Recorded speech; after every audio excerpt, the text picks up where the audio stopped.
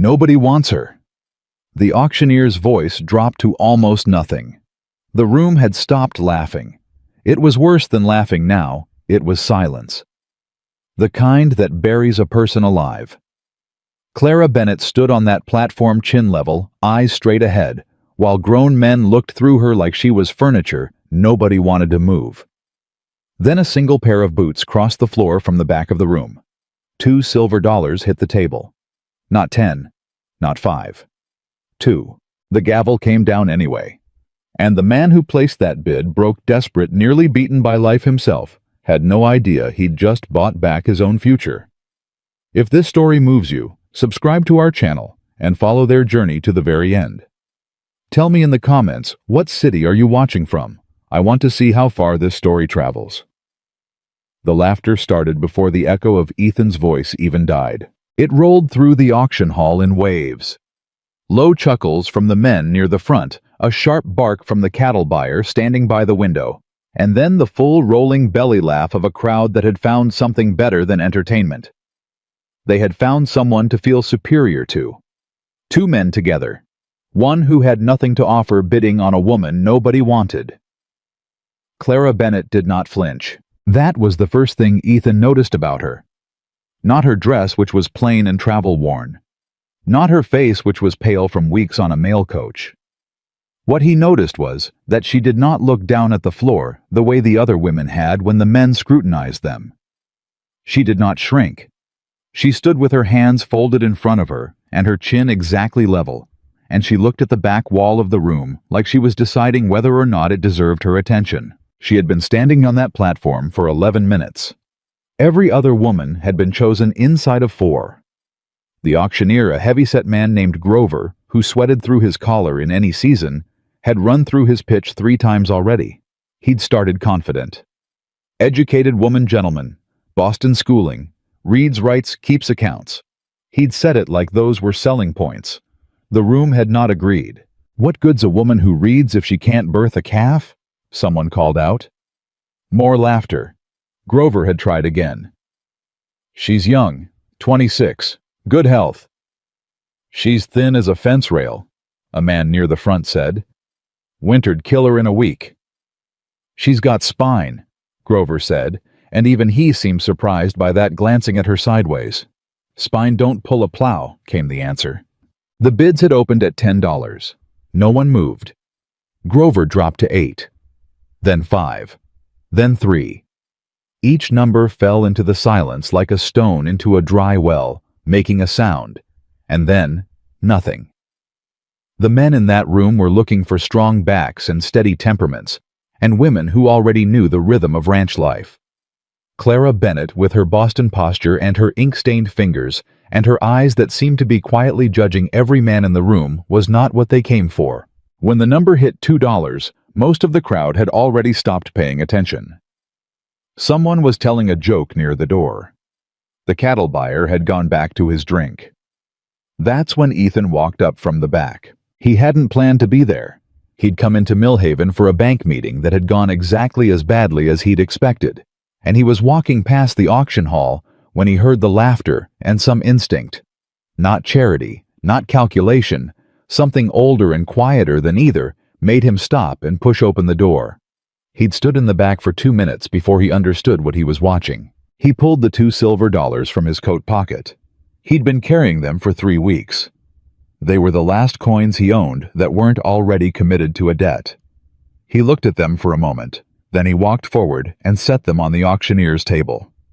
$2, he said. That's my bid. The room erupted. Grover looked at the coins, then at Ethan, then at the crowd, clearly calculating whether this counted as a rescue or a joke. He brought the gavel down anyway. Sold, he said, and he sounded almost relieved. Ethan turned to face Clara for the first time. She was already looking at him, not with gratitude, not with fear, with a kind of frank measuring appraisal that reminded him of the way his father used to look at horses, taking in everything at once, deciding quickly, keeping the decision private. "Can you ride?" he asked. "No," she said. "Can you cook over a fire?" "Adequately." "Do you know anything about cattle?" "Nothing at all." He picked up his hat from the table beside him. "Well," he said, "I don't have much to teach, and you don't have much to offer, so I suppose we're even." She almost smiled, just the corner of her mouth gone before it fully arrived. "I suppose we are," she said. They rode out of Millhaven in a wagon that needed new axles and a silence that needed nothing. Ethan drove. Clara sat with her one traveling case on her lap and looked at the country opening up around them. The dry grass, the pale sky, the distant mountains still wearing their snow, like old men refusing to take off their hats. She didn't ask where they were going. She didn't make conversation. She looked at the land the way she'd looked at the auction room wall, like she was memorizing it. After 20 minutes, she said, "You didn't bid because you wanted a wife." It wasn't a question. Ethan kept his eyes on the trail. "No." Then why? He thought about it honestly. It wasn't a simple answer. He wasn't a man who'd stood up against a crowd out of gallantry. He'd done too much hard living for those kinds of feelings to survive intact. He wasn't sentimental. He wasn't generous. He was at that moment in his life a man who was watching everything he'd ever worked for come apart at the seams, and who had walked into a room and seen something that looked like the kind of stubborn he recognized. "You didn't look in the floor," he said finally. Clara was quiet for a moment. "Neither did you," she said. "When they laughed." He glanced at her. She was looking at the road ahead now, her expression unreadable. They didn't speak again for another hour. The ranch was worse than she'd imagined. She knew in theory that it was struggling. A man didn't spend his last $2 at an auction because his affairs were in order. But theory and reality are different animals, and when Ethan's wagon topped the last rise, and she saw the walker spread for the first time, Clara felt something cold move through her chest. The fence along the south pasture was down in 3 places. The barn roof sagged on one side in a way that suggested it had been losing the argument with gravity for some time. The house itself was standing solidly enough, but there was a weariness to it, boards that needed painting, a porch step that had given up, windows filmed with the kind of grime that accumulates when a person stops having energy left over for small things. And the land. The land was dry. Not the normal dry of late summer, but the deep concerning dry of a season that had taken too much and given back too little. Ethan didn't offer any explanations. He pulled the wagon to a stop in front of the house and climbed down and began unhitching the horse, and Clara understood that this was simply what his life looked like, and he was not going to apologize for it. She climbed down on her own side and stood looking at everything. "How many cattle?" she asked. 42, as of yesterday. Might be fewer today." "What's the loan amount?" He stopped unhitching and looked at her. "Bank loan," she said. "You have one. When is it due?" A pause. "Before first snow." "How much?" he told her. She didn't react the way he'd expected. No sharp intake of breath, no visible alarm. She just nodded once, the way a doctor nods when a patient describes a symptom, already cataloging it. "And the cattle you still have," she said. "What's their condition?" "Fair. Some are better than fair." "What's the going price per head at the Millhaven market?" "Depends on the week. Kane's buyers usually set it." "Kane," she repeated. "Victor Kane." Ethan's jaw tightened, almost imperceptibly. "You've heard of him." "I heard men talking about him on the coach from Billings. A cattle baron. Controls most of the purchasing in this part of the territory. Controls most of everything," Ethan said flatly. "He wants your land." It wasn't a question either. She seemed to operate mostly in statements he was noticing. Not rudely, just efficiently, like a person who had learned that uncertainty was expensive. "He wants the creek," Ethan said. "Water rights. Land secondary." Clara looked toward the creek, which she could hear but not see from where she stood. "Then the creek is your most valuable asset," she said. "I know that. And the bank loan if you can't repay it before snow." "I know that too." She looked at him steadily. There was no pity in her expression. That more than anything made him able to hold the conversation. 42 cattle. she said. At current prices through Kane's buyers. That doesn't cover the loan. No. What's the railroad stockyard rate? He blinked. Miles north. Too far to drive what I've got. How far? 200 miles. Maybe 240 depending on the pass. And the rate, he told her. She did the arithmetic in her head without looking away from him, which he found mildly unsettling, like watching someone solve a puzzle that was supposed to be hard. That's enough, she said. If the cattle hold condition through the drive, that price covers the loan and leaves something. It's a 200-mile cattle drive with 42 head and 1 man, Ethan said. Through mountain passes, before winter. 2 people, Clara said. He stared at her. You can't drive 200 miles of mountain trail alone, she said simply. You'd need at minimum 2 riders. Who do you have? Miguel Torres. He'd ride with me. But Clara, can you teach me to ride before we'd need to leave? Yes, probably, but that's not the... Then we have 3 riders. She picked up her traveling case. Which room is mine? He stood there for a moment, holding the harness, watching her walk toward the house. Porch steps broken, he called after her. 3rd one from the left. She stepped over it without looking down. Miguel Torres showed up the next morning. He was 60 years old and had the kind of face that weather and hard work carve into something almost artistic over decades. He'd been Ethan's neighbor and closest friend for 15 years, through the death of Ethan's father, the departure of Ethan's wife, a subject nobody mentioned, and the slow grinding decline of everything the Walker Ranch had once been. Miguel had brought 2 of his own horses to lend and a pot of beans that he set on the stove without asking. He had also brought apparently an opinion about Clara. She does not look like a ranch woman, he told Ethan just outside the barn, in a tone that suggested he felt this was important information. No, Ethan agreed. She is from Boston. Yes. And she knows nothing about cattle. Correct. Miguel nodded slowly. And this helps how?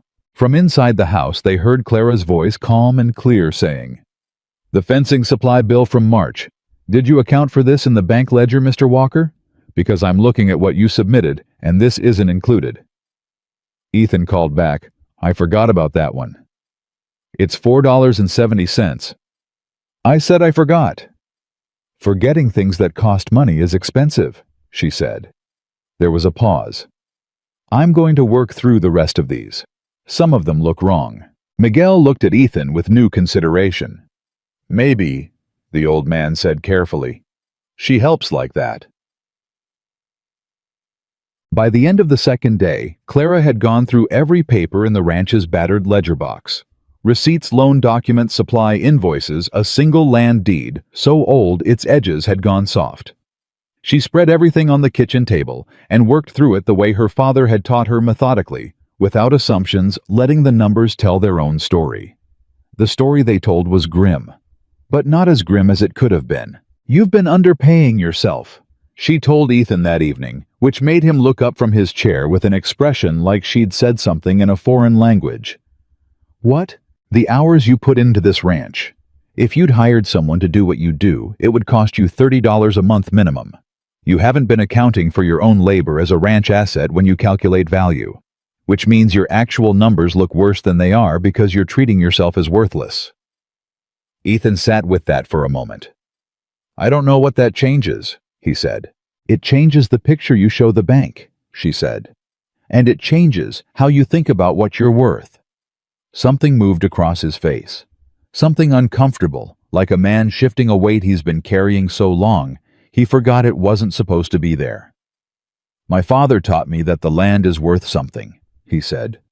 The man who works it, that's just what you do. Your father was wrong, Clara said without cruelty. A ranch without the man who knows how to run it isn't worth much. You are part of what has value here. Ethan looked at the fire for a long time after that. He didn't argue. The writing lessons started on the 3rd morning. Ethan was a patient teacher, which surprised her. She had expected brusqueness, a man who threw her on a horse and told her to hold on and figure it out. Instead, he spent an hour just letting her stand beside the animal, getting used to its smell and its weight and the casual enormity of it before he asked her to put her foot in the stirrup. "You're scared," he said, not unkindly. "Yes," she said. No point denying it. "That's fine. Being scared and going ahead is the only kind of courage there is." She got on the horse. The horse did not seem interested in making this difficult. She sat in the saddle and the ground looked very far away, and her hands were tight on the reins and her heart was hammering. "Breathe," Ethan said. She breathed. "Now just sit there." "That's it. Just sit. That's it. Horse needs to know you're not going to panic. You need to know the horse isn't going to throw you. You both need a minute to decide you can trust each other." She sat.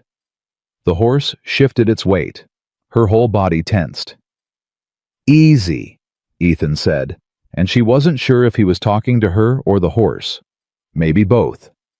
After a while, she felt her shoulders drop half an inch. "There," he said quietly. On the fifth evening, Victor Kane came to call. He arrived in a clean wagon with two men riding alongside, which told you something about him. A man who needed to look like he had people was a man who needed to feel like he was owed something. He was heavy-set and well-dressed for the territory, with a gold watch chain across his vest that caught the light in a way that seemed intentional. Ethan met him in the yard. Clara stayed on the porch, which is where she'd been sitting with the ledger, and did not go inside. "Walker," Kane said, with the warmth of a man who practiced warmth. "Heard you'd taken on a bride. Wanted to come welcome her properly." "That's a long ride for a welcome," Ethan said. Kane smiled. "I was out this way regardless." He looked toward Clara. "Ma'am, Victor Kane, pleased to make your acquaintance." Clara looked up from the ledger. "Mr. Kane," she said pleasantly, "you own the Millhaven purchasing operation.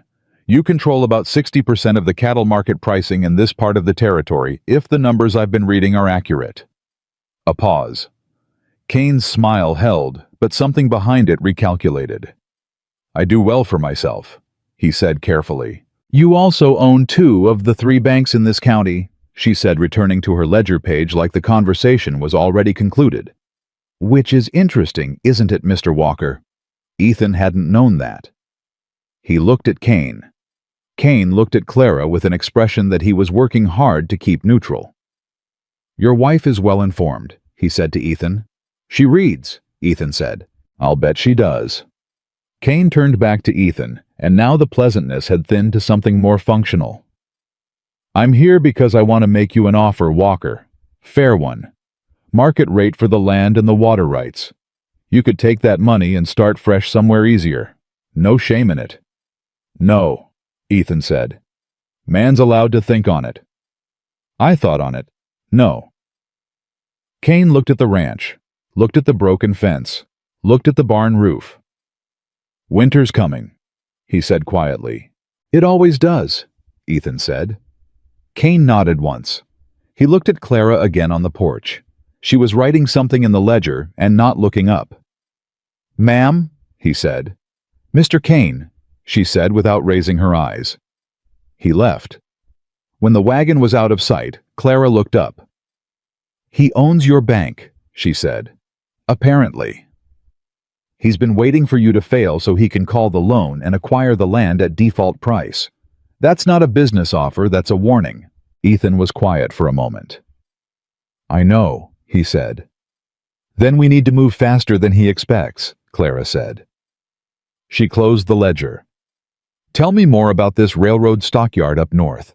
The sun was setting over the Montana hills, orange and deep red, and somewhere in the dying light of that evening, something shifted between them, quiet and unannounced, the way most real things begin.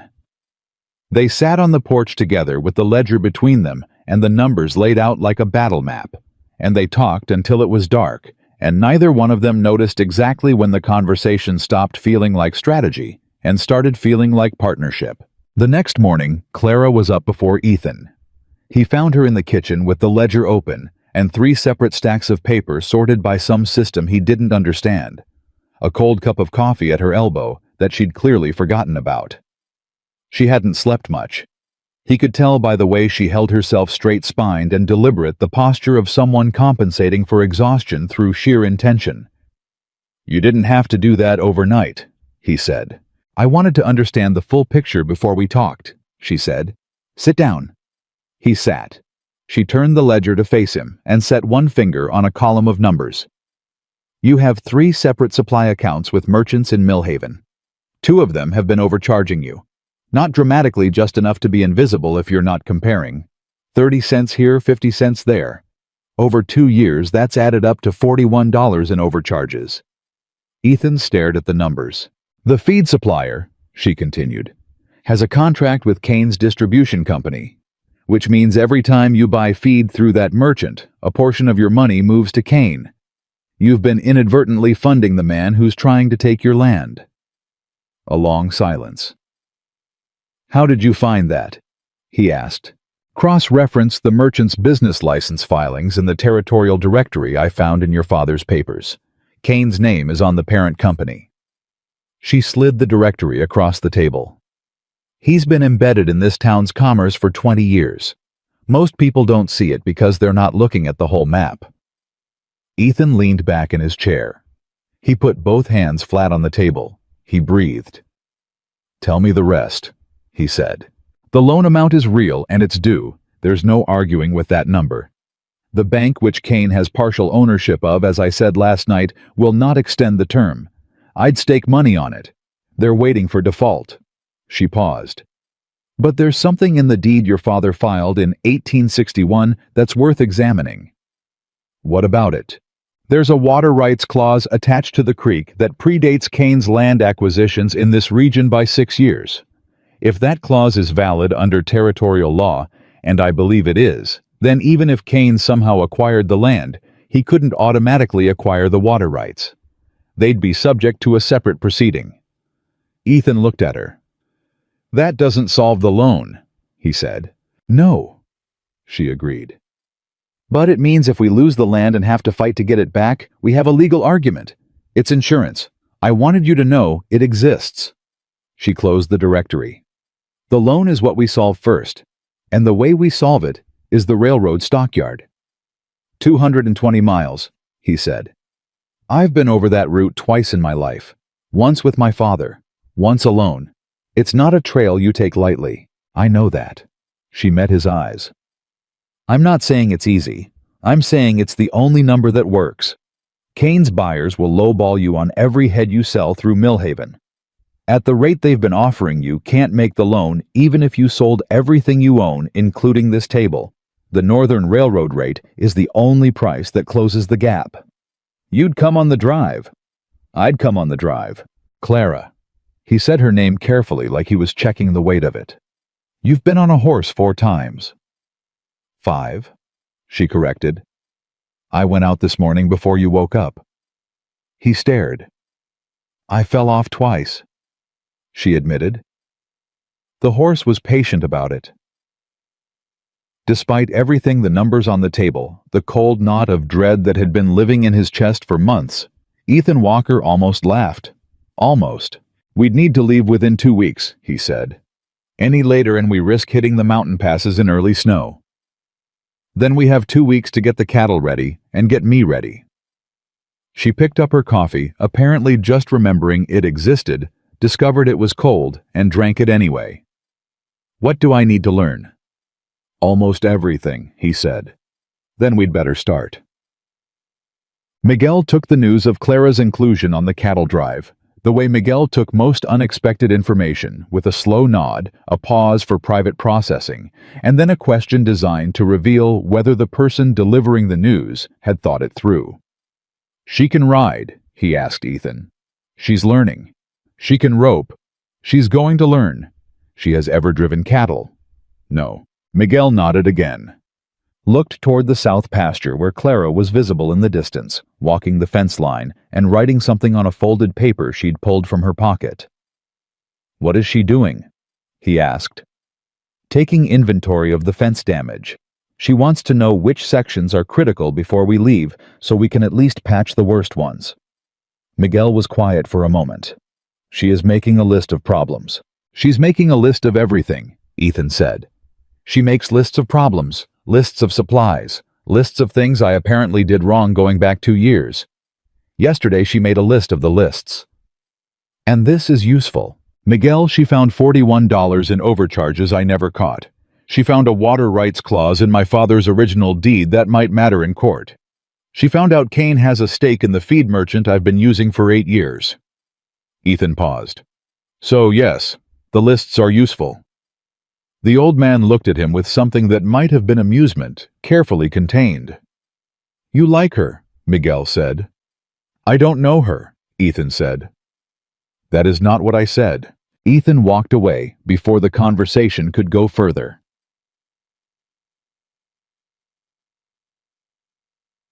The 2 weeks before departure were the hardest and most clarifying of Ethan's recent memory. He had spent years trying to hold this ranch together alone, making decisions in a vacuum, second-guessing himself at night, and forcing certainty in the morning because there was no one to show doubt to.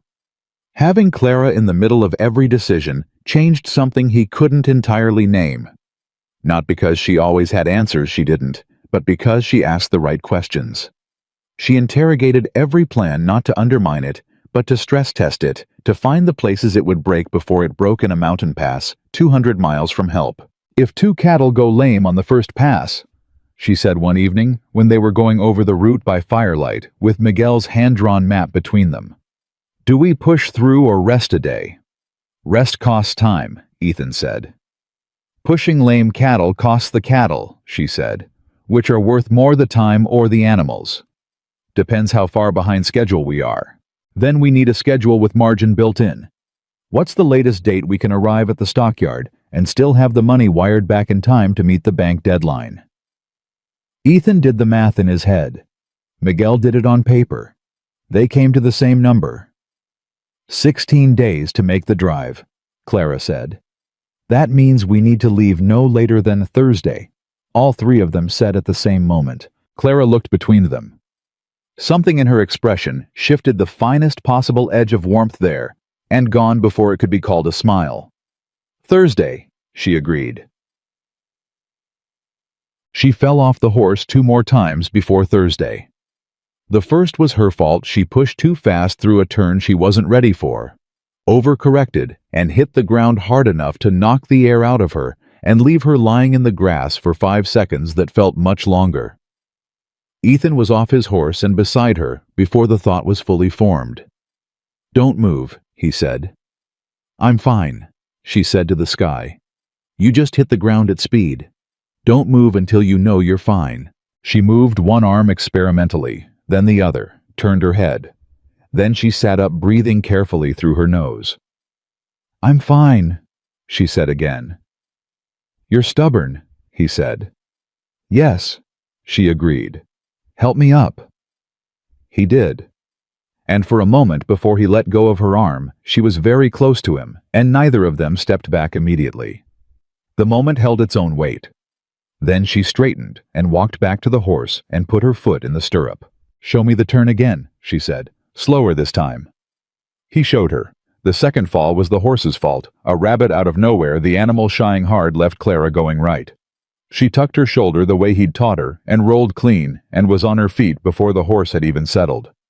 Miguel, watching from the fence, said quietly to Ethan, She learns fast. Yeah, Ethan said. And she does not blame the horse, Miguel added. That is a good sign. People who blame the horse always fall again.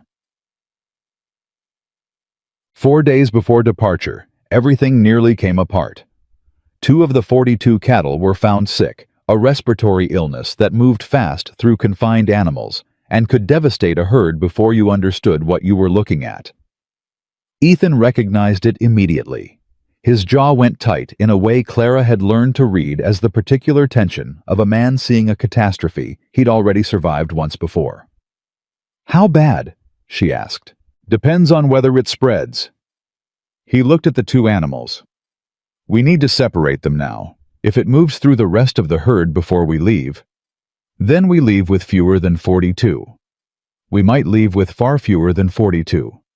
He ran a hand through his hair. Or we don't leave at all. What would it take to contain it? He told her. Quarantine-specific feed adjustments monitoring twice daily, keeping the sick animals completely isolated. And if we do all of that, 50% chance it stays contained. What's the other 50%? We lose a quarter of the herd before Thursday. Clara looked at the two sick cattle. Her face was still, but her eyes were working. Then we do everything for the 50% chance, she said.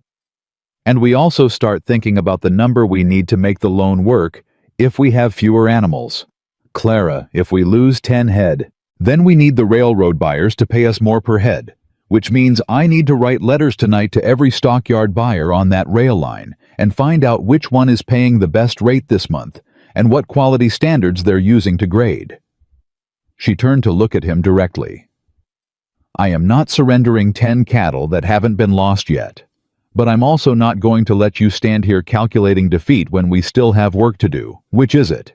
The silence between them had a different quality than the silences at the beginning, less unknown, more weighted. Both, he said. I'll handle the quarantine. You write the letters. Good. The letters went out the next morning, with a writer Miguel hired from town. 3 letters to 3 separate buyers, each one written in Clara's precise hand with numbers that were accurate and language that was careful, and a closing paragraph that Miguel, reading over her shoulder, said was the most politely aggressive thing he'd ever seen written in ink. She is asking them to compete, he told Ethan. Is she? She told each one that she is writing to multiple buyers and that she will bring her business to whoever offers the best terms. She said it very nicely, but that is what she said. Ethan looked at the letters. My father spent 30 years dealing with buyers. Yes. He never once told them he was writing to the competition. No, Miguel said. He did not. They looked at each other. She is either going to get us a better price, Miguel said, or she is going to make 3 enemies. She made 1 enemy the first night she was here, Ethan said, and that didn't slow her down. The illness did not spread. By Wednesday morning, both sick cattle were stable. The rest of the herd was clear. Ethan went through every animal himself, checking eyes and breath and gait, and when he was done, he walked back to the house with something in his posture that hadn't been there for months. Clara was on the porch with a reply letter that had arrived by return writer. Best offer, she said, holding it up. Northern Montana Stockyard, $12 per head above the current Millhaven rate. Ethan took the letter. Read it. How did you get $12 above market? I told them their competitor was offering $11.50 above market. He looked up. Were they?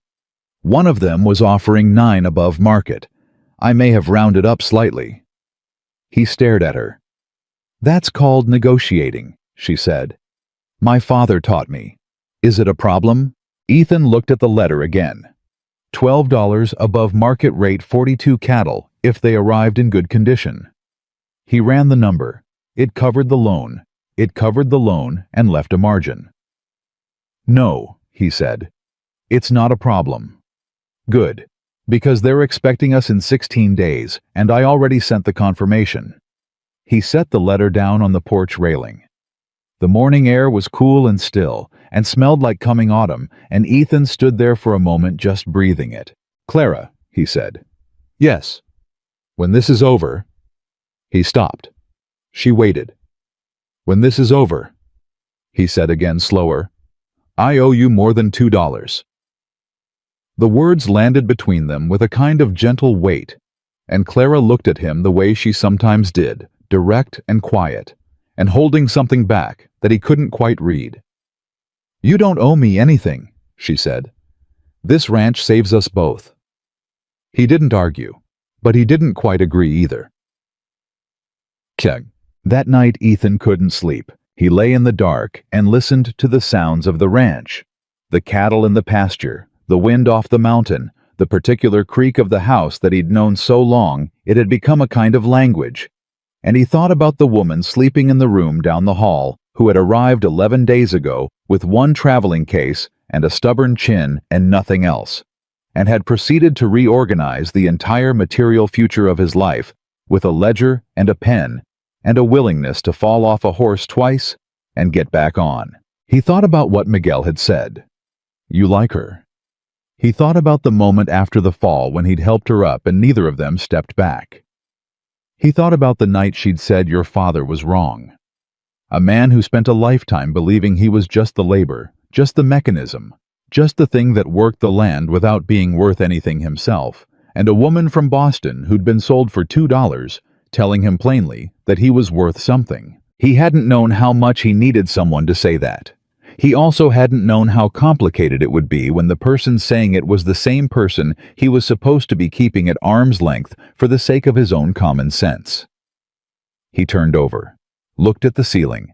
Outside, a nightbird called once and went quiet. Thursday was coming.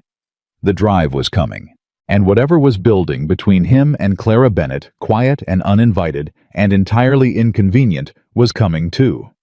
He could feel it the way you feel a weather change before the clouds arrive. Not certain, not named, just real. He closed his eyes and told himself to sleep. He didn't for a long time. Wednesday evening, Miguel brought his 2 horses over and stayed for supper, which Clara cooked a passable beef stew that she announced was only her 3rd attempt, and that she would improve by the end of the drive, an announcement Miguel received with the careful enthusiasm of a man who had eaten many 3rd attempt stews. After supper, while Ethan checked the supply packs one final time, Miguel sat at the kitchen table with Clara and looked at her for a long moment with those weathered, patient eyes. You are afraid, he said, not unkindly. Clara considered lying, decided against it. Yes, she said. Of the drive, the mountains. Of all of it, she said. Of failing, of being the reason it fails. Miguel folded his hands on the table. You know what Ethan's father told him once I heard it myself. He said the land does not care about your fear, but it does care whether you keep moving. Clara looked at him. Ethan keeps moving, Miguel said quietly. It is the one thing he has always done. Even when everything else stopped working. He paused. But I have not seen him believe that moving would take him somewhere good in a very long time. Clara understood what he wasn't saying. Until now, she asked. Miguel smiled for the first time. It rearranged his whole face. Until now, he said. The fire settled in the stove. Outside, Ethan's boots crossed the porch. The door opened and he came in with cold air behind him and a look on his face that was still serious. But underneath it something different, something that looked faintly but unmistakably like a man who had checked all the things that could go wrong and was choosing anyway to believe in the morning. Everything's packed, he said. We leave at first light. Clara nodded. Miguel nodded. Nobody said anything more. They didn't need to. They left at first light, as Ethan had said. The cattle moved better than expected in the first hour. 42, head steady and calm, Miguel working the left flank, and Ethan the right, and Clara riding drag behind the herd, which was the least skilled position, and also the dustiest. And also Ethan had told her honestly the most important for keeping stragglers from dropping back. She'd taken the assignment without complaint, pulled her bandana up over her mouth and nose, and done the work. By mid-morning she had already learned 3 things about cattle driving that nobody had told her. First, cattle were not stupid. They had opinions, and those opinions required negotiation rather than force. Second, the horse knew more about this than she did, and the wisest thing she could do was trust it. Third, the dust was extraordinary. It was a living, breathing presence that coated everything and found its way into places she hadn't considered vulnerable. You're doing well, Ethan said, riding back to check on her around noon. I'm doing adequately, she said. There's a difference. Most people can't tell the difference on day 1. I can always tell the difference, she said. That's both useful and exhausting. He looked at her for a moment with something in his expression she was coming to recognize, a kind of quiet attention that he didn't offer easily, and that meant she had learned that he was actually listening. Adequately is enough for today, he said. I know, she said. I'll be doing well by Thursday. He almost smiled. Rode back to his position. So, they made 14 miles the first day, which Miguel said was good for a herd this size on opening legs. They camped on flat ground near a creek tributary, and Clara helped unpack the supply wagon while Ethan and Miguel secured the cattle for the night. And nobody talked much because exhaustion had its own language, and they were all speaking it. But in the morning something was wrong. Ethan counted the herd at first light, and counted again, and then stood very still in the early cold, with his jaw set and his hands at his sides. 38, he said when Miguel reached him. 38. Miguel counted himself. We had 42 at camp last night. I checked them myself. 4 cattle gone, Ethan said. Overnight. The rope on the east side of the camp perimeter, look at it. Miguel looked. The rope wasn't broken. It was cut. Clean through the kind of cut that a fence post or a rock doesn't make. The silence between them was the particular silence of men who have just understood that their problem is larger than they thought. Clara came up behind them. She'd heard the tone of the conversation from 20 feet away, and that was enough. Someone cut the line, she said. Yes. And took 4 cattle, or drove them off.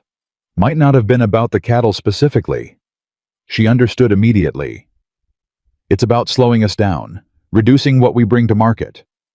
If we arrive at the stockyard with 38 instead of 42, we lose $48 at the negotiated rate, she said. The number landed hard. She did the arithmetic in her head, and her expression didn't change, but her eyes went somewhere internal for a moment. We can still make the loan. Barely, but the margin disappears. And if we lose more, then we talk about it when it happens, she said. Not before. Can you track the cattle? Maybe. Ground's hard. Miguel. The old man was already crouching near the cut rope, looking at the surrounding area with practiced eyes. 2 men, he said. Maybe 3. They knew what they were doing. Came in quiet, cut the line, moved the animals out slow enough not to start a stampede. He paused. This is not rustlers. Rustlers take more and move fast. This is a message. Ethan looked at the horizon. Cain. Cain, Miguel agreed. Clara stood between them. The morning was cold, and the day ahead was long, and they were down 4 cattle and 200 miles from where they needed to be. Then he knows we left, she said, which means he knows we're not running through his buyers, and it scared him enough to send people after us. She paused. That's actually useful information. Both men looked at her. A man who wasn't threatened wouldn't bother, she said. The fact that he's already hitting us on day 2 means the northern sale worries him, which means we're doing the right thing. She picked up her bedroll and started packing. Let's move. They pushed harder the second day, trying to recover the lost ground. The mountains were visible now, not distant suggestions, but real and present and large, and the trail ahead began to pitch upward in a way that told the cattle's legs something the riders already knew. In their chests, the easy part was behind them. On the afternoon of the second day, they hit the river. It wasn't supposed to be a problem. It was a crossing Ethan had made before at a ford he knew. But the summer had been strange in the mountains, and the snowmelt had come late, and the river was running 1.5 feet higher than it should have been in September. Ethan stood at the bank and looked at the water for 30 seconds. Then he looked upstream. Then down. We can make it, he said. But we do it fast and we don't stop. If any animal hesitates mid-crossing, the current catches them. And if one goes down, Clara asked. We don't let one go down. How? You stay on the downstream side. Anything drifts, you push it back toward the ford. Don't try to grab, you'll go in with it. Push. All right. Clara. He looked at her directly. If your horse goes, let it go. Don't hold on. The water here will... I understand, she said. Do you? Yes, Ethan. Let the horse go. Don't drown for an animal. I understand. Her voice was steady, but he saw her hands tighten once on the reins before she consciously released them. They took the herd across in 2 groups, Miguel and Ethan working the first 22, while Clara held the second group at the bank. The current pulled and churned, and 2 steers made it genuinely difficult in the middle, lunging sideways, and for 30 seconds Ethan was in water to his stirrups, fighting the animal back to line, and Clara on the bank didn't breathe. Then they were through. All 22. The second group came across faster animals, tend to follow a path already broken, and Clara rode in with them, hitting the current and feeling the raw power of the water against her horse's legs, feeling the animal beneath her, straining and working, trusting her. And she held her position on the downstream side and pushed a drifting steer back toward the ford with her hand on its flank and the water cold through her boot, and she crossed. She made the far bank. The herd was intact. She sat on her horse on the far side and let out a breath that had been waiting a long time. Ethan was beside her. "You all right?" "Yes," she said. And then after a pause, "That was terrifying." "Yes. I'd like to not do that again. There's one more crossing in 2 days." She closed her eyes briefly, opened them. "Fine," she said. That night around the fire, Miguel told stories about the old trail drives, the big ones, before the railroads changed everything, when thousands of cattle moved across thousands of miles. And the men who drove them became a particular kind of person that the world was already forgetting how to make. Clara listened and asked questions, and Ethan watched her listen, which was something he'd noticed about her. She listened the way some people read, with her full attention, storing things. "My father drove cattle from Texas to Kansas," Miguel was saying. 1867. He was 19 years old. He said the thing nobody told you about trail drives was how much of it was just keeping going. "What do you mean?" Clara asked. "He meant," Miguel said, "that the hardest thing was not the river or the storm or the stampede. The hardest thing was the morning when nothing dramatic happened, when you were just tired and sore and still far from the end, and you had to decide to keep going anyway." The fire settled. "That's most of life," Clara said quietly. "Yes," Miguel agreed. "That is most of life." Ethan said nothing, but his eyes across the fire found Clara's for a moment, and held. The storm hit on day 5. It came from the northwest in the late afternoon, moving faster than weather that size had any right to move, and by the time they recognized what was coming, they had 40 minutes to prepare, which was not enough. The cattle smelled it before the humans registered it. The herd began to shift and bunch, that particular nervous energy that runs through cattle before a storm. Electric and contagious, spreading animal to animal faster than you can track it. Ethan felt it the moment he felt his horse change beneath him, the slight stiffening the ears going forward. "Storm," he called to Miguel. "Hard one." Miguel was already moving, angling to tighten the herd's formation. Clara read the situation from Ethan's movement and Miguel's, and did what she'd learned to do. She followed the pattern. She moved to her position without being told, tightened the drag, kept the back of the herd pushing forward into the group. The wind hit first, then the rain. Then, because September in the Montana mountains was a season unto itself with its own cruel sense of humor, sleet. What followed was an hour that Clara would never be able to fully reconstruct afterward. It existed in fragments, the sound of 42 cattle in distress, her horse fighting the wind and holding anyway. Ethan's voice somewhere ahead of her. In the gray calling commands, she followed more by instinct than comprehension. The cold that stopped being a sensation and became a condition. The way the world contracted to the 20 feet around her, and she just worked within those 20 feet and trusted the men she couldn't always see. 3 cattle broke. Not in the same direction, that was the problem. 1 went left, 2 went right, and Ethan went after the 2, and Clara went after the 1. And Miguel held the herd, and for 8 minutes, Clara was alone in a mountain storm, chasing a 600-pound steer that did not want to be caught. She did not catch it by strength. She caught it by reading it, watching its body, anticipating its turns, using the horse to cut off each escape route until the animal ran out of options and stopped blowing and exhausted, and let her push it back toward the herd. When she came back out of the gray with the steer in front of her, Ethan was there. He'd lost one of his 2. It was gone somewhere in the storm, not coming back, but he'd held the other. He looked at her coming in with the recovered animal, and something moved through his face that was more than relief. "I thought," he started.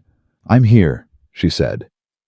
Her voice was steady, Her hands were shaking. He reached across the gap between their horses and put his hand over both of hers on the reins.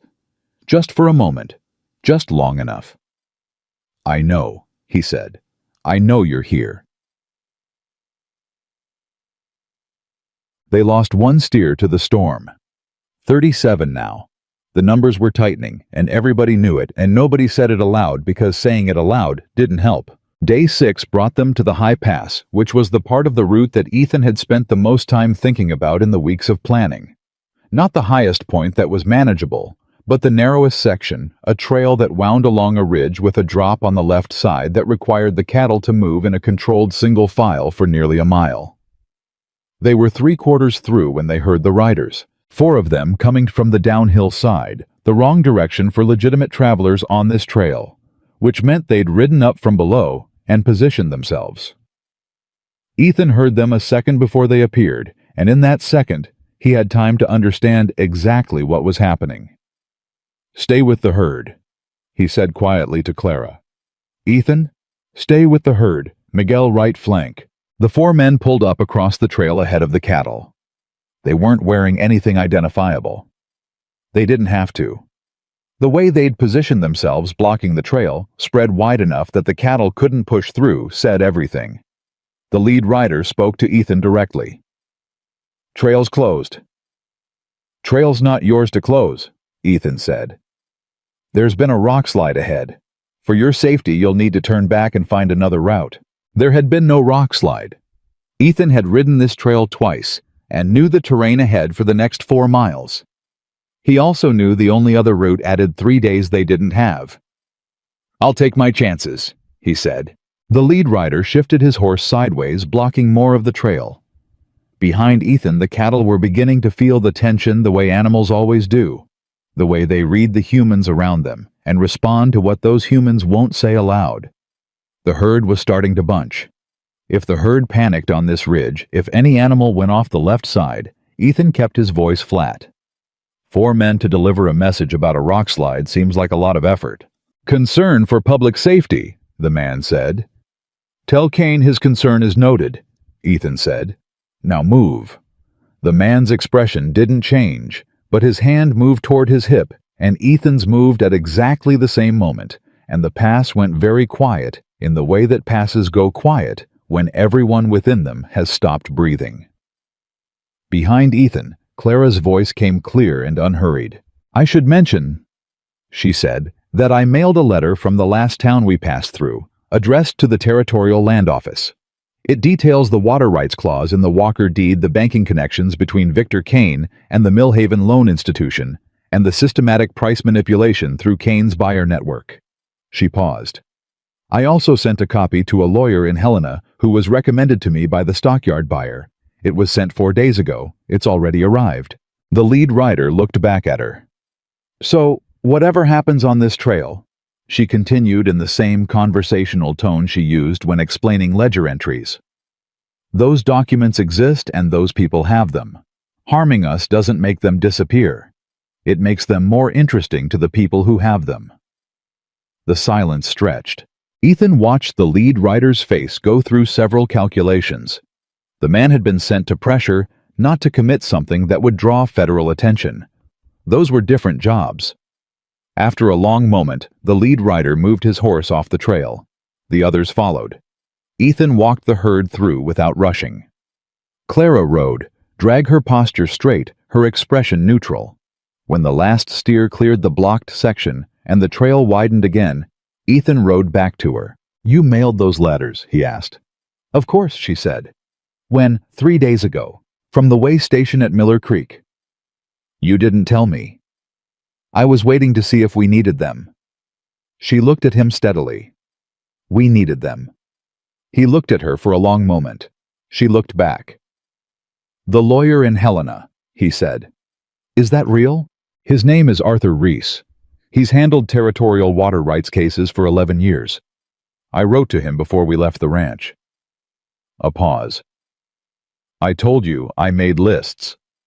Something broke open in Ethan's chest, not dramatically, not like something snapping, but like a window being opened in a room that had been shut up for too long. "Clara Bennett," he said slowly. Yes. You are the most terrifying person I have ever met. She held his gaze, and this time the corner of her mouth did more than almost arrive. Good, she said. Then maybe people will stop underestimating me. Day 8. Day 9. 37 cattle, 2 mountain passes behind them, 1 more crossing ahead. The second river was lower than the first, and they took it clean. 37 came through, 37 came out, and Miguel said a quiet word in Spanish on the far bank that Clara suspected was a prayer and chose not to ask about. Day 10 brought the saboteur. He wasn't dramatic about it. That was what made him hard to spot. He was just a man who appeared at their camp at dusk, offering to hire on as a fourth rider, friendly and capable-looking, with a story about his previous outfit that was detailed enough to sound true. Ethan was inclined to accept. They were tired and short-handed, and the offer seemed like providence. Clara shook her head once very slightly when Ethan glanced at her. He caught it, looked at her. She looked at the man's horse, then back at Ethan. Later, when the stranger had been turned away politely without accusation, Ethan asked her, "The horse?" "The brand," she said. "Running K." "That's Kane's ranch brand. It was on the 3rd page of the Territorial Livestock Registry I read at the land office 6 weeks ago." Ethan said nothing for a moment. "You read the Territorial Livestock Registry?" he said. "I read everything," she said. "I told you that." He sat down beside her at the fire, shoulder to shoulder, closer than they'd sat before, and neither of them adjusted the distance. "When we get back," he said quietly. "When we get back," she repeated. "I need to tell you something." She waited. "I haven't—" He stopped, started again. "This ranch, the way I've been fighting for it. For years I thought I was fighting for what my father left me. The land, the cattle, what it represents." He looked at the fire. "I think I was actually just afraid to let the last thing go. Afraid that if I lost it, there'd be nothing left that proved I existed." Clara was quiet for a moment. "And now?" she asked. He turned to look at her. In the firelight, she looked tired and dusty and completely, entirely herself. No performance, no pretense. Just the woman who had read every paper and fallen off a horse and negotiated buyers and faced down hired men on a mountain pass without raising her voice. "Now, I think I've been fighting for the wrong reason," he said. "And I think I need a better one." The fire cracked. The cattle settled in the dark. "You once said," Clara said softly, "that $2 were all you had." "Yes." "You were wrong," she said. "You also had the sense to recognize something worth believing in. That's not nothing, Ethan.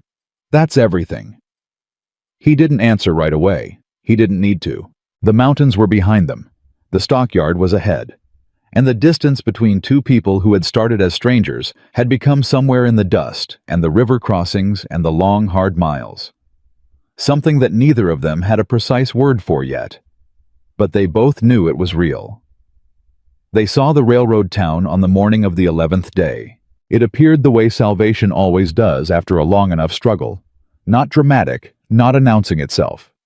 Just suddenly there, when you looked up from the immediate problem of the next 100 yards. A cluster of buildings, a water tower, the thin black line of rail cutting across the flat land, and beyond it, the stockyard pens, with their particular smell that reached them a full mile out. 37 cattle. Ethan counted them one final time as they came down off the last grade, the way a man counts things he's almost lost. 37, down from 42. 5 animals to storms and sabotage and the particular cruelty of a powerful man who couldn't tolerate someone else's survival. But 37 were here, and 37 were in solid condition. Clara had monitored their feed and water with the same systematic attention she gave everything, and the animals looked better than they had any right to after 11 days of mountain driving. Miguel rode up alongside Ethan as they brought the herd toward the stockyard gate. "We made it," the old man said. "Not yet," Ethan said. "Ethan, when the money's in hand, not before." Miguel looked at him with something patient and fond. You have been saying not yet your whole life. And I've been right every time. Yes, Miguel admitted. But one day you will have to let yourself arrive. The stockyard buyer's name was Harold Fitch, and he was a compact, efficient man who had been buying cattle for the Northern Montana Railroad Company for 19 years, and had developed in those years a practiced blankness of expression that he used as a negotiating instrument. He looked at the Walker herd with that blank expression, walking the pen perimeter, pausing here and there, making small sounds that committed to nothing. Ethan stood and watched. Clara stood beside Ethan, and she was also watching. But she was watching Fitch, not the cattle. She had been watching him since he walked out of his office, the way he moved, where he paused, which animals he looked at twice, which ones he dismissed quickly. She was reading him the way she read ledgers, looking for the number underneath the number. 37 head, Fitch said finally. Fair condition. Better than fair, Ethan said. I see some trail wear. 11 days through mountain passes. You'll see trail wear. You won't see sick animals or weak ones. Every animal in that pen can work or produce for years. Fitch made one of his non-committal sounds. The rate I quoted in my letter is the rate we confirmed in writing, Clara said. Fitch looked at her for the first time as a participant in the conversation, rather than a bystander. Ma'am, he said, the letter confirmed $12 above current Millhaven market rate per head for animals delivered in sound condition, Clara said. We have the letter. The animals are in sound condition. The rate applies. There's some room for interpretation on sound condition after a trail drive of this, Mr. Fitch. Clara's voice didn't harden. It just became very clear the way water is clear, so you can see exactly what's at the bottom. You wrote that letter because I told you 2 other buyers were competing for this herd. I want you to know that was accurate. I received offers from both. Yours was best, which is why we drove 220 miles to honor our agreement with you rather than selling closer to home. She paused. I'd hate for a dispute over interpretation to make me regret that decision, particularly since I'm already corresponding with Arthur Reese in Helena, who I understand has handled several cases involving stockyard contract disputes in this territory. The name landed. Fitch's blank expression did something subtle at the mention of Reese, a small tightening that a person not paying close attention would have missed entirely. Clara had been paying close attention. The rate holds, Fitch said. Thank you, Clara said pleasantly. We appreciate your integrity.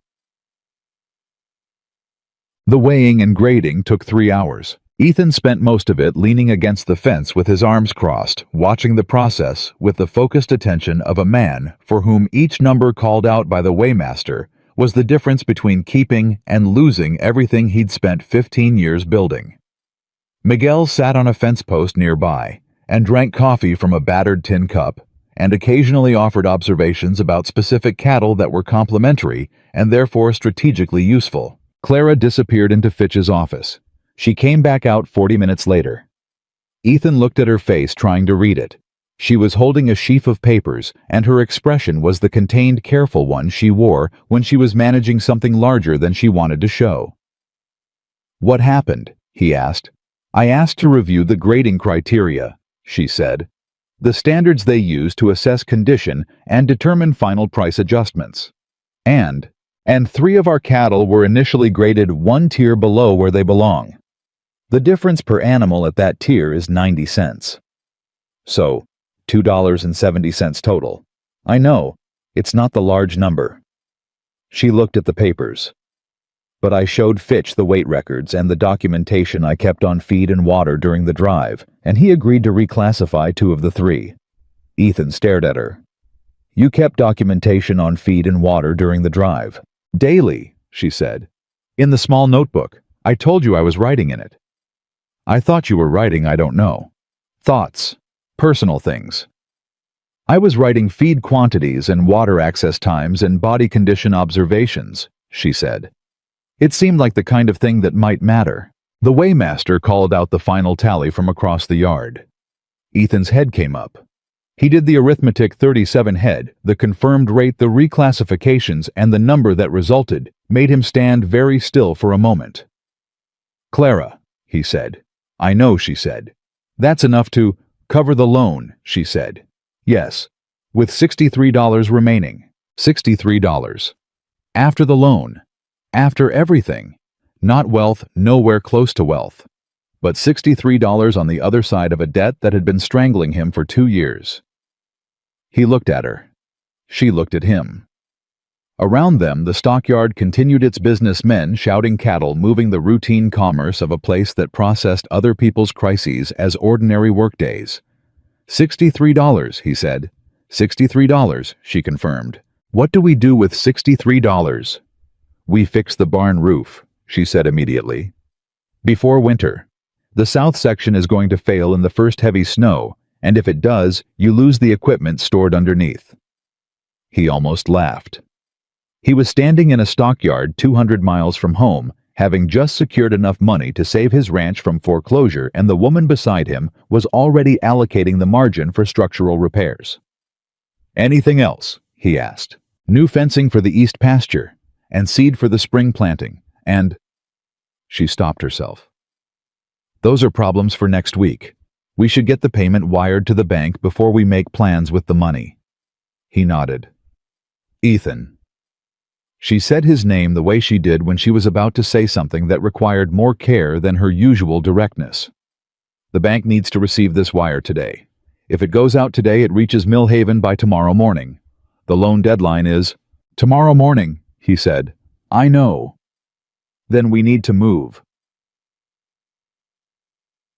The wire transfer office was 3 buildings down from the stockyard, and the clerk there was a young man who took the paperwork from Ethan with the mild efficiency of someone who processed large sums of other people's money all day and had stopped finding it interesting. Ethan filled out the forms. His hand was steady. He'd expected it to shake. The magnitude of the moment seemed like it should produce something physical, some evidence in the body that a turning point was being crossed. But his hand was steady, and he signed his name, and the clerk confirmed the transfer, and that was that. He walked out of the wire office into the afternoon. Miguel was waiting outside. He looked at Ethan's face and read it with the ease of 15 years of friendship. "Done?" he asked. "Done." The old man said nothing for a moment. Then he put his hand briefly on Ethan's shoulder, the particular touch of someone who understands that some moments require presence rather than words, and then removed it and looked at the sky. "Your father would be glad," Miguel said. Ethan swallowed once. "Yeah," he said. "I think he would." They were in the telegraph office, Clara sending a wire to Arthur Reese in Helena, informing him that the loan was paid and asking him to formally file the water rights documentation, when the door opened and a man came in who was not there for the telegraph. He was well-dressed, town-dressed, with the look of someone who worked indoors and wore that fact like a credential. He had a leather case under one arm, and he looked directly at Clara in a way that suggested he knew exactly who she was. "Mrs. Walker," he said. Clara finished writing her telegraph message before she looked up. "Yes." "My name is Gerald Stowe. I represent Victor Kane's business interests in this region." He set the leather case on the counter between them with a controlled deliberateness. "Mr. Kane has asked me to deliver a counter-proposal." "Mr. Kane's counter-proposal is 2 days late," Clara said. "The loan has been paid." Stowe's composure held, but something behind it adjusted. "Mr. Kane is aware you made the sale. His proposal doesn't concern the loan." "Then what does it concern?" "The water rights," Stowe said. "Mr. Kane is prepared to offer a generous sum for a permanent easement on the creek access. He believes a negotiated arrangement would benefit both parties and would render any legal proceedings unnecessary." He named a number. It was objectively a significant number, enough to repair everything on the ranch and have money remaining. Enough to make the next 2 years genuinely comfortable. Clara looked at the number on the paper Stowe had produced. She looked at it for exactly the time it took her to be certain she'd read it correctly. Then she slid it back across the counter. "No," she said. "Mrs. Walker, I want to make sure you understand the "I understand it precisely," she said. "Mr. Kane is offering to buy quietly what he cannot take legally because Arthur Reese and Helena now has documentation that will complicate any aggressive action. This offer exists because we have leverage, not because Mr. Kane has developed goodwill." She met Stowe's eyes. "The answer is no. The water rights stay with the land. They are not for sale or easement. Any legal proceeding would be expensive and uncertain." "Mr. Stowe." Ethan's voice came from the doorway. He'd come back from outside at some point, drawn by the presence of Stowe's horse outside, and he'd been standing in the doorway long enough to hear most of it. He walked in now, and his height and the particular quality of his stillness in that moment took up a significant portion of the small office. "Tell Kane the answer is no. Tell him that the next communication between his office and ours should come through a territorial court. And tell him that the documentation Clara sent to Helena includes records of the sabotage on our cattle drive, which is a criminal matter rather than a civil one." He paused. "We'll be making a report to the territorial marshal when we pass through Billings." Stowe looked between them. Two people who had been sold and overlooked and underestimated at every turn, standing in a telegraph office 200 miles from home, utterly unmoved. He picked up his leather case. "I'll convey your response," he said. "You do that," Ethan said. The marshal's office in Billings was their stop on day 13 on the ride home. Ethan hadn't been entirely certain this was wise. Making an official complaint against a man as entrenched as Kane carried its own risks. But Clara had been certain, and he had learned over the past 2 weeks that when Clara was certain about something, it generally deserved to be taken seriously. The marshal's name was Cade, and he was the kind of man who listened with his whole face, nothing moving, everything absorbing. He went through the documents Clara had brought, the ledger records, showing Kane's banking connections, the cut rope from the first night of the drive, the written account of the hired riders on the mountain pass, the livestock brand record showing the Running K connection to Kane's ranch. He read for a long time. "These banking records," he said finally. "How did you obtain them?" "They're a matter of public territorial filing," Clara said. "The corporate structure of Kane's banking holdings is registered with the Territorial Commerce Office. Anyone can request the documents." "I did." "And the livestock brand registry?" "Also public, available at any land office." Cade looked at her over the papers. "You put this together from public documents." "And the ranch's own records, yes." The marshal sat back. He looked at Ethan. "You knew any of this?" "Before she arrived?" "No," Ethan said. Cade looked at Clara again. Something in his expression had shifted from the careful neutrality of official procedure to something more like frank evaluation. "The price manipulation through the buyer network is a federal commerce matter," he said finally. "The sabotage, the cut ropes, the hired riders, that's criminal interference with lawful commerce. I can open an investigation." He tapped the papers. "I can also contact the Federal Land Commissioner about the banking connections and the loan structure. If Kane has been using bank ownership to pressure borrowers into default specifically to acquire their land." "He has," Clara said. "I can give you 6 other ranchers in the Millhaven area who have lost land to Kane in the past 4 years under similar circumstances. I wrote to them before we left. 3 of them wrote back." Cade stared at her. Ethan beside her was also staring. "You wrote to other ranchers," he said. "While I was writing the letters to the stockyard buyers," she said without any apparent sense that this was remarkable. "It seemed like the right time to gather information. I wasn't sure we'd need it, but I thought we might." 6 ranchers, Cade said. 3 confirmed cases with documented similarities to ours. The other 3 didn't respond, which may mean nothing, or may mean Kane has influence over their communications. She opened her traveling case and produced 3 letters folded and creased from weeks of being carried. "These are the responses." The marshal took the letters, read them, set them beside the other documents. "Mrs. Walker," he said, "how long have you been in Montana?" "Just over 3 weeks," she said. He was quiet for a moment. "All right," he said. "I'll open the investigation." They left Billings in the afternoon and made camp that night on the flat land east of the mountains, in a spot that felt familiar. Even though Ethan had never camped there before, it had the quality of somewhere you've imagined, which is its own kind of recognition. Miguel had been quiet most of the afternoon. He was processing in the way he processed large things, slowly, privately turning them over until they became something he could hold. After supper, he said to Clara, "The letters to the other ranchers. When did you write those?" "The night before we left," she said, "after everyone was asleep." "You did not sleep that night?" "No." He nodded slowly. "You were afraid we would fail," he said. "And so you were building the next thing, in case." Clara looked at the fire. "I grew up watching my father manage a merchant business. When things went wrong, and they often did, he would say, 'The only move you should never make is the one that leaves you no next move.'" She paused. "I was just trying to make sure we always had a next move." Miguel was quiet for a long time. "Your father was a wise man," he said finally. "He was," Clara said. "I miss him." The simplicity of it, said without performance, just true, settled over the fire like something settled. Ethan across from her watched her face in the firelight and felt something that had been building for 11 days of mountain trail and river crossings, and shared fear and shared determination, arrive quietly and without announcement at something that could only be called one thing. He didn't say it. It wasn't the moment for saying, but he knew it the way you know the turn of a season.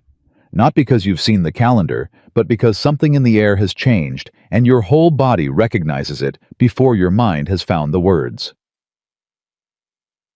They reached the Walker Ranch on day 15. The fence was still broken in 3 places. The barn roof still sagged. The house still wore its weariness in every board that needed painting.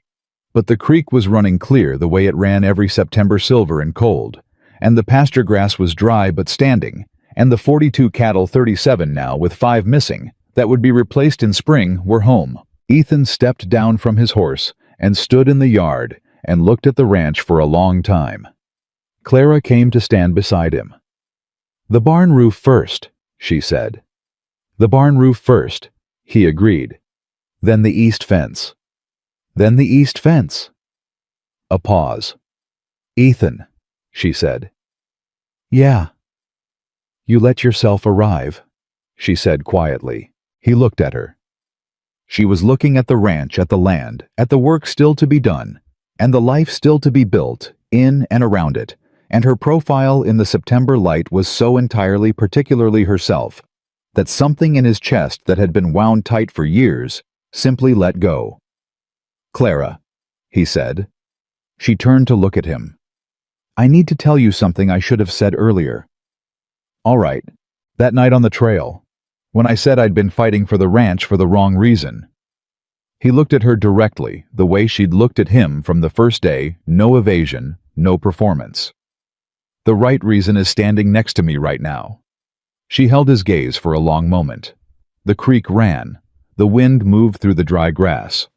Somewhere behind them, Miguel made a sound that might have been a cough, might have been him finding a reason to walk toward the barn. "That," Clara said softly, "is the most straightforward thing you have ever said to me." "I'm working on it," he said. She reached out and took his hand. Not dramatically, just took it the way you take hold of something you intend to keep. "Good," she said. "Keep working." The barn roof took 9 days. Ethan and Miguel worked it from first light to last, and Clara worked alongside them, not as a gesture, not as a symbol, but because there was work to be done, and she was someone who did work. She hauled timber, held boards, passed nails, and on the 4th day climbed up onto the roof herself when Miguel's knee started giving him trouble on the ladder, which produced an argument that lasted approximately 4 minutes before Ethan looked at her up there, steady and careful and completely unbothered by the height, and decided the argument wasn't worth finishing. The east fence came next. Then the supply accounts. Clara went into Mill Haven and personally terminated the contracts with both merchants who'd been overcharging and established new accounts with suppliers in the next town over who had no connection to Kane's network. She did it with the same pleasant, precise directness she applied to everything, and came home that evening with better pricing on 3 essential supplies and a receipt that she added to the new ledger she'd started, which was organized differently from the old one in a system that made sense. Ethan watched her put the receipt in its place and thought not for the first time that the woman who had arrived with one traveling case and no knowledge of cattle had become so thoroughly woven into the fabric of how this ranch operated that he couldn't remember, practically speaking, how it had functioned before her. "The feed account is better," she said without looking up. 14 cents per unit cheaper. Over a full year, that's... "Clara," he said. She looked up. "It's good," he said. "You did good." She held his gaze for a moment, and something in her expression did the thing it sometimes did, softened just slightly in the particular way of someone who had spent a long time not being told they'd done well and hadn't yet fully learned to receive it. "Thank you," she said, and meant it. The letter from Arthur Reese arrived on a Wednesday 3 weeks after they'd returned from the drive. Ethan was in the pasture when Clara came to find him moving through the dry grass with the letter in her hand, and a look on her face that he'd learned to read as the contained expression she wore when the news was significant, and she was managing her own reaction to it. He came to meet her at the fence. She handed him the letter without preamble. He read it again. Reese had filed the water rights documentation with the Territorial Land Office. The filing had triggered a review of the Walker Deed's original water clause. That review had escalated because of the documentation Clara had sent about Kane's banking connections to a federal land commissioner inquiry. The inquiry had expanded further when Marshal Cade's investigation in Billings connected to Reese's filing, and the commissioner's office began requesting records from 4 separate county land offices. What they found across those 4 counties and 8 years of transactions was a pattern. 17 properties. 17 ranchers who had lost land to foreclosure on loans held by banks with Kane's ownership stakes at prices significantly below market value, all within 18 months of Kane's buyers systematically depressing local cattle prices. 3 of those properties contained water access that Kane had subsequently leveraged for his own cattle operations. 2 had mineral rights that had turned out to be worth considerably more than anyone had disclosed at the time of foreclosure. "Federal fraud investigation," Ethan said. "Yes. They're going after him. They have enough to open formal proceedings. Reese says the commissioner's office is treating this as a priority case." She paused. "He also says our documentation, specifically the ledger cross-references and the merchant contract filings, was what gave them the framework to understand what they were looking at in the other counties." Ethan lowered the letter. "You built the case," he said. "We built it," she said. "You kept the records. I read them." "Clara." "Ethan." She said his name with gentle firmness. "Stop trying to give me credit for things that belong to both of us. It's inefficient." He looked at her for a moment. Then he laughed. Really laughed, the full, unguarded kind that had apparently been stored somewhere waiting for a sufficient occasion. It changed his whole face, the way weather changes a landscape, and Clara looked at him laughing and felt something settle in her chest so completely that she thought she might have to sit down. She didn't sit down. She smiled instead, and it was the real one, the one that didn't stay at the corner of her mouth, but went all the way. Winter arrived in the first week of November, and the barn roof held. This sounds like a small thing. It was not a small thing. The first heavy snow came overnight, and by morning there were 8 inches on the ground, and Ethan went out at first light and stood in the yard and looked at the barn, and the roof was fine, solid. Not a leak, not a groan, not any of the sounds he'd been dreading for 2 years from a structure he hadn't had the money or the time or the help to fix. He went back inside and told Clara the roof held. She looked up from the ledger. She was always at the ledger in the mornings, and her expression did something immediate and genuine that she didn't bother to contain. "Good," she said. "Sit down, your coffee's getting cold." He sat down, drank his coffee.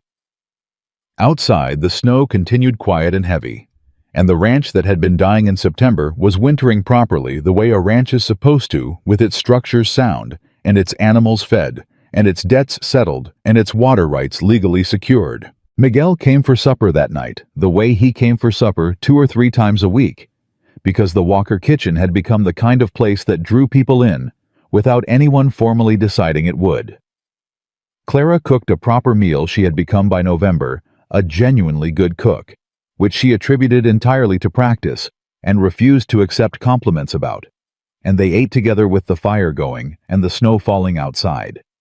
And Miguel told a story about a winter 20 years ago, when the snow had come so fast that he'd had to dig a tunnel to reach his own barn, and Ethan called him a liar in a tone that made clear he believed every word, and Clara laughed at both of them. This was what evenings looked like now.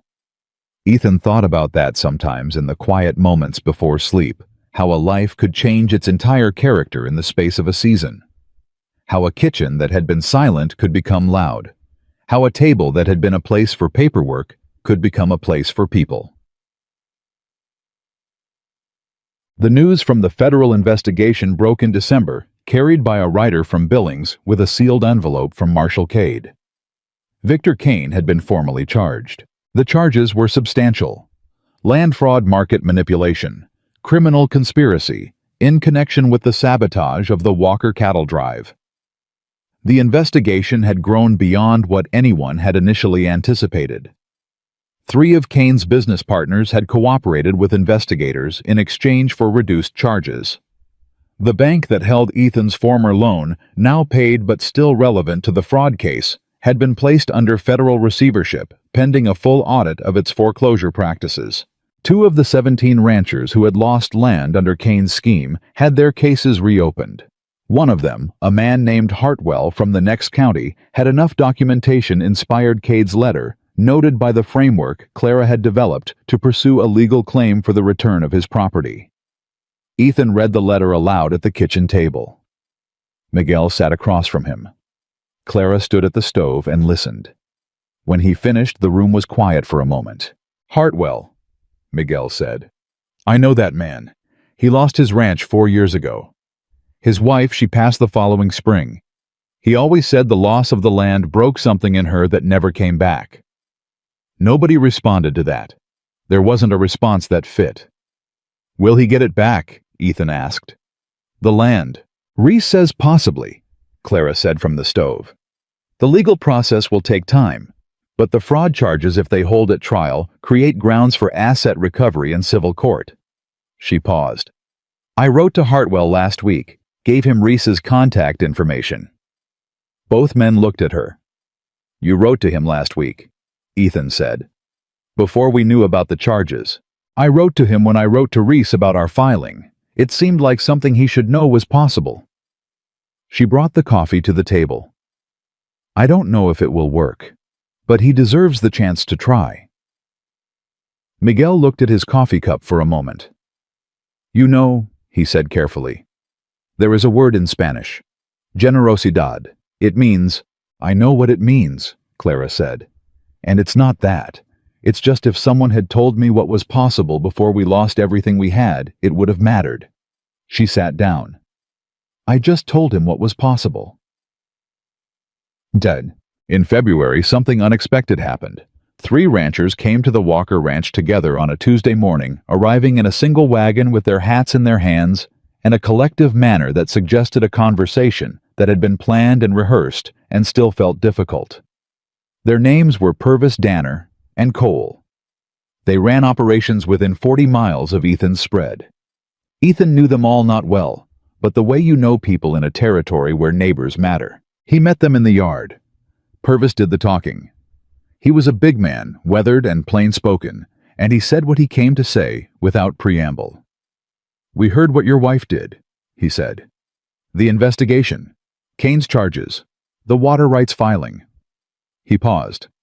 "We also heard she found merchants charging false rates, and that she's got better supplier contracts than anyone in the county, and that she negotiated a railroad price that nobody around here knew was possible." "Yes," Ethan said carefully. "We want to talk to her," Purvis said, "about our books." Ethan looked at the 3 of them, men who had laughed, or at least had been present when other men laughed at the idea of a $2 bid on a woman nobody wanted. "Come in," he said. She's in the kitchen. Clara sat with the three ranchers for 4 hours. She went through what she'd found, how she'd found it, what the territorial filings contained that most ranchers didn't know they could access, how the merchant pricing compared to suppliers in adjacent regions, what the railroad stockyard rates were versus the cane-controlled buyer rates. She didn't lecture.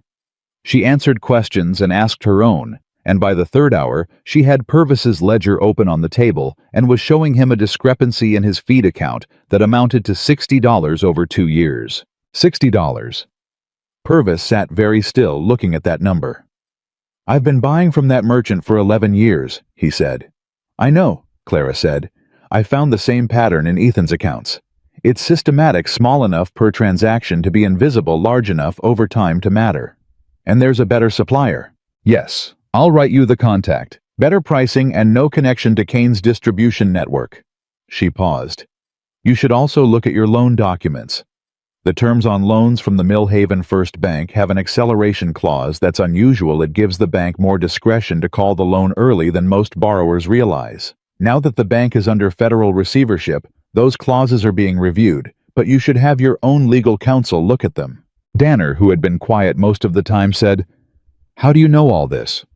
"I read," Clara said simply, "and I look for the connections between things." She closed Purvis's ledger and slid it back to him. "Most of it is available to anyone willing to look. The territorial filings, the merchant licensing records, the land office documents. Nobody hides it particularly well because they count on people being too busy or too tired to look." "Or too trusting," Purvis said. "Or too trusting," she agreed. The 3 men left in the late afternoon, each of them with a handwritten note from Clara containing supplier contacts, relevant territorial filing numbers, and Arthur Reese's address in Helena. Ethan watched the wagon leave from the porch. "They called you intimidating," he said when Clara came to stand beside him. "In town. I heard it last week from the feed merchant's clerk. He said the ranchers are calling you the most intimidating woman in the territory.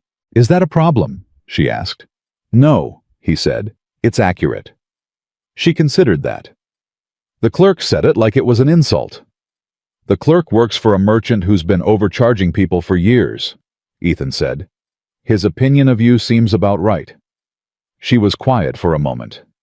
"Purvis came today," she said. "He was at the auction." "I know." He laughed. "I know that too." She didn't say anything else about it. She didn't need to. The fact of the afternoon of Purvis sitting at her kitchen table for 4 hours and listening and leaving with a list of things that would help him was its own answer to the laughter in the auction hall. She didn't need to name that.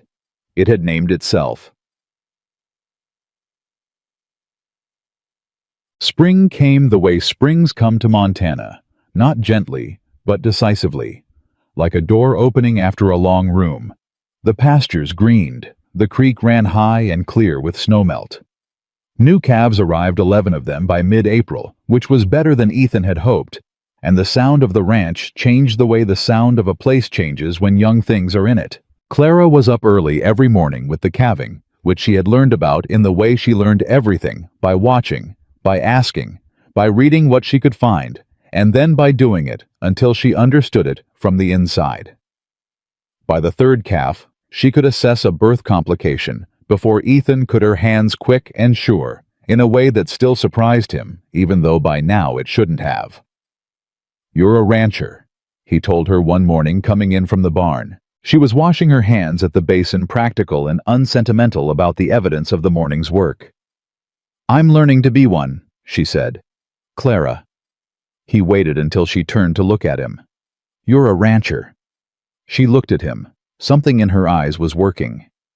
"My father would have found that extraordinary," she said quietly. "What would he have said?" She thought about it. "He would have said, Clara, you have managed to turn a $2 investment into something that will outlast us all." She paused. He loved a good return. Ethan smiled.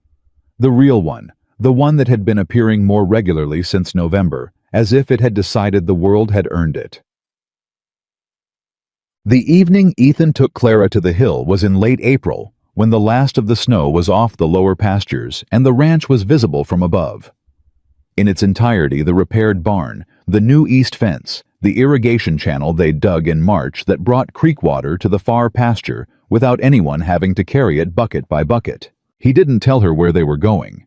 He just asked her to walk with him after supper, and she came without asking why the way she did things when she trusted the person asking. They stood at the top of the hill and looked at the ranch below. He reached into his coat pocket, took out $2 silver and held them out to her. She looked at them, then at him. "Those are," she started. "The same two," he said. "I kept them." She looked at the coins in his hand. She didn't take them yet. "Why?" she asked. "Because every time I thought about giving up this winter," he said, "I took them out and looked at them. And I thought about the room and what everyone said wasn't possible. And then I thought about what actually happened." He paused. "Those $2 did more than anything else I ever spent." She took the coins from his hand, held them in her palm. They caught the last of the evening light, dulled with handling and time. "You know," she said, "when Grover brought that gavel down, I thought this is the worst moment, being sold for the smallest amount anyone was willing to pay." She closed her hand around the coins. "I was wrong. It was the best moment, because of who was doing the paying." "I didn't pay for you," he said. "I paid to stand next to you. There's a difference." She looked up at him. $2, she said, "to stand next to me. Best money I ever spent." She opened her hand and looked at the coins again, and her expression was the one she wore when something had moved through her that she wasn't going to perform for anyone, quiet and full and entirely real. "Ethan," she said. "Yeah. I want to stay." He looked at her.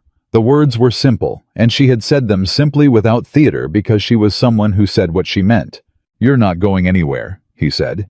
"This is your ranch." "Our ranch," she said. "Our ranch," he agreed.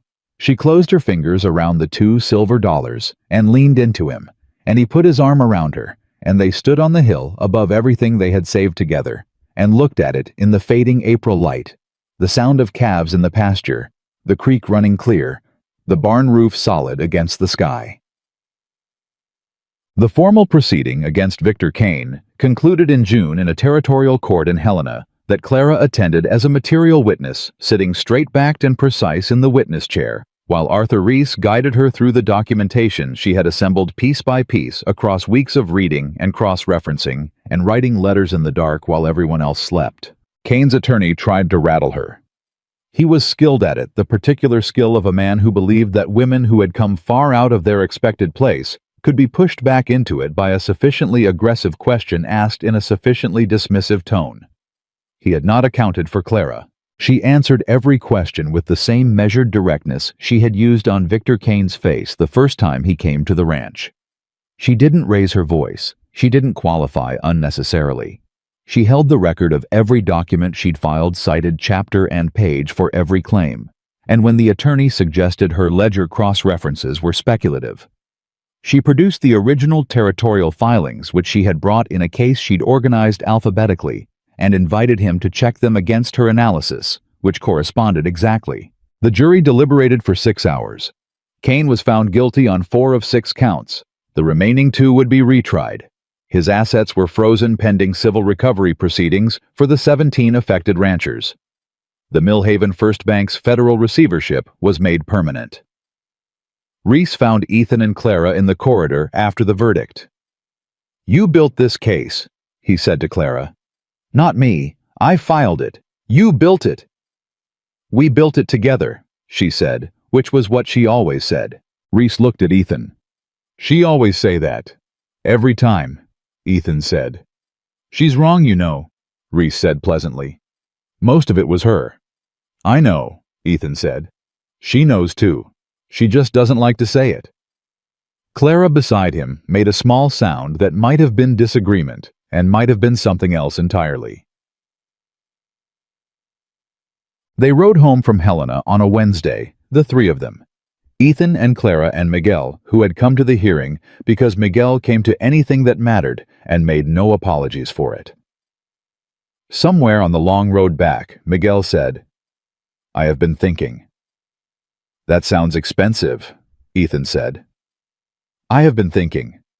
Miguel continued, ignoring this, about the auction, about that day. He rode in silence for a moment. You know what I remember most? What? Clara asked. I was not there, Miguel said. I heard about it after. Ethan told me that evening when he came home. He paused. He did not say I bought a woman at the auction. He said I met someone today, a woman who did not look at the floor. He glanced at Clara. That is what he said. The first words. Clara looked at Ethan. Ethan was looking at the road ahead, but his expression had gone somewhere interior. You never told me that, she said. I told Miguel, he said. Why did you tell Miguel and not me? A pause. Because telling Miguel is how I figure out what I actually think, he said. Telling you is harder. You pay attention. She was quiet for a moment. Then, you noticed that I didn't look at the floor before you bid. Yes. Before you'd said a word to me. Yes. So you spent $2, she said, on a woman you'd never spoken to because she didn't look at the floor. When you say it like that, it sounds impulsive, he said. It was impulsive. It was the best decision I ever made. Miguel, riding slightly ahead, made no comment. He was smiling at the road privately and completely, and he did not feel any need to share it. Bad. The ranch in summer was a different animal than the ranch in drought and debt and approaching winter. Neighbors came by, the same neighbors who had laughed or stayed silent when the auction closed. They came with questions with produce to trade, with requests for Clara's supplier contacts or advice on their own ledgers, or just with the instinct that the Walker Ranch had become a place where something good was happening, and that goodness had a certain gravity. Clara received all of them with the same patient, practical attention. She helped where she could. She referred them to Reese when the matter was legal. She wrote letters on their behalf when letters were needed. She did all of it without ceremony because ceremony wasn't her way. One afternoon in July, a woman came alone. Her name was Frances Hartwell. She was the wife of the rancher whose land had been taken, the man Miguel had mentioned, the one whose wife had not survived the loss of their property. But the woman in front of Clara was not a widow. She was a second wife married to Hartwell the previous autumn, and she had come with a different kind of message. James got his land back, she said. She was standing in the doorway holding a jar of preserves she'd apparently brought as an offering and seemed uncertain about now that she was here. The civil case. It was decided last week. He got the original parcel back. Clara went very still. He got it back, she said. He got it back, Frances confirmed. His lawyer said it was the framework, the way the fraud was documented. That's what made the recovery claim possible. She paused. He wanted me to come tell you himself. He's not easy with words, James, but he wanted you to know. Clara took the jar of preserves from Frances Hartwell and held it and said nothing for a moment. Ethan, coming in from outside, read the situation from Clara's face and stopped in the doorway. James Hartwell got his land back, Clara said. Ethan came in and sat down at the kitchen table. Tell me, he said. Frances told them. All of it, the court date, the decision, the moment Hartwell had read the ruling, what he'd said, and then what he hadn't been able to say. When she finished, the kitchen was quiet in a full way, not an empty way. $63, Clara said suddenly. Ethan looked at her. When we came back from the stockyard. $63 left after the loan. She set the jar of preserves on the table. I thought then that it was just what we had left over, the margin. She shook her head slowly. It was never just that, was it? It was the beginning. Yes, he said. It was. Frances Hartwell looked between them, not entirely following the reference, but understanding its weight. After she left, Clara stood at the kitchen window for a long moment. Ethan came to stand behind her and put his hands on her shoulders, and she leaned back against him, and they stood like that while the summer evening settled over the ranch, the calves in the pasture, the creek running, the barn roof holding against the sky, the way it was built to hold. Ethan, she said. Yeah. Thank you. He was quiet for a moment. For what? For $2, she said. For not looking at the floor. She covered one of his hands with hers. For being the kind of man who sees something worth believing in and bets everything he has on it. He pressed his lips to the top of her head briefly and without fanfare. You were worth more than everything I had, he said. From the first minute. I just had to prove it to you. You didn't, she said quietly. I already knew. That's why I got in the wagon. Outside the Montana summer did what it always did, held the light longer than anywhere, had a right to stretch the evening out like something precious. Let the land breathe in the long gold hour before dark. Two people who had each been counted as nothing stood together in their kitchen and knew without needing to say it that they had built something the world's laughter couldn't touch. Not because a cowboy had rescued a helpless woman. Not because a clever woman had saved a failing man. But because two people who had nothing left to lose had chosen each in their own way to believe in something, and in believing had made it real. The Walker Ranch stood. The creek ran clear. The roof held. And some things once truly built do not fall.